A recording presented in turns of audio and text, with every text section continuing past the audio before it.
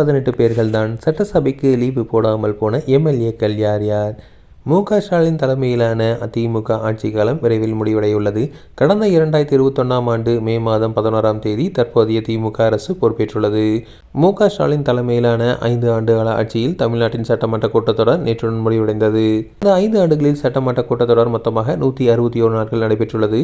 சட்டமன்றம் என்பது மக்களால் தேர்வு செய்யப்பட்ட அனைத்து சட்டமன்ற உறுப்பினர்களும் ஒன்று கூடி மக்களின் பிரச்சனைகளை விவாதித்தும் அதற்கு தீர்வு காணும் வகையில் ஒரு புதிய திட்டங்கள் செயல்படுத்தும் ஒரு மன்றமாகும்.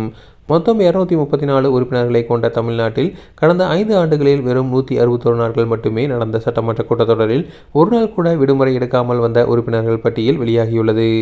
அதில் வி. அமலு குடியாத்தம் தொகுதி DMK MLA, Aravind Ramesh Sholinganallur DMK, VG. Gajendran Tiruvallur DMK, R. Ilango Aravakurichi DMK, RS. Eswaran Tiruchengode Kongunadu Makkal Desiya Katchi, Udhayasuriyan Sankarapuram DMK, J.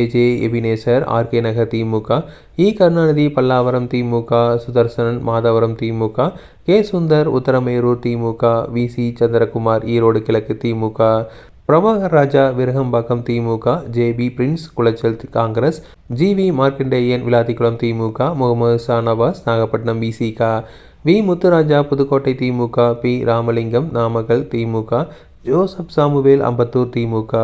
தமிழ்நாட்டில் மொத்தம் 234 எம்எல்ஏக்கள் பொதுமக்களால் தேர்வு செய்யப்பட்டு சட்டசபைக்கு தேர்வு செய்யப்பட்டுள்ளனர். ஆனால் அவர்கள் 18 பேர் மட்டுமே சட்டமன்றம் நடைபெற்ற 166 நாள்களும் தவறாமல் பங்கேற்றுள்ளனர். மற்றவர்கள் உடல்நலக்குறைவு, அரசு விழாக்கள் மற்றும் தனிப்பட்ட காரணங்களால் சட்டசபைக்கு செல்லவில்லை.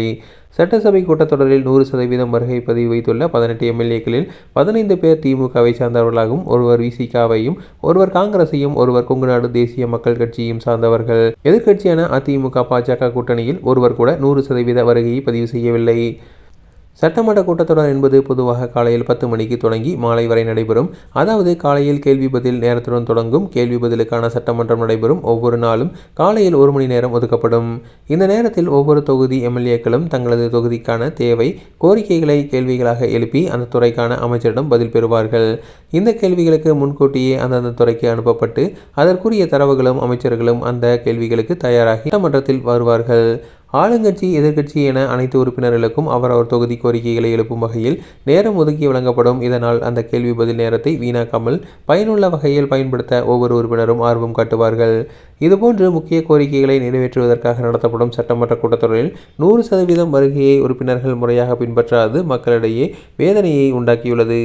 கேள்வி பதில் நேரம் முடிந்த பிறகு முதலமைச்சர் சில நேரங்களில் 110 விதியின் கீழ் சிறப்பு அறிவிப்புகளை வெளியிடுவார். சில சமயங்களில் சிறப்பு விவாதத்திற்கான தீர்மானம் கொண்டு வரப்படும்.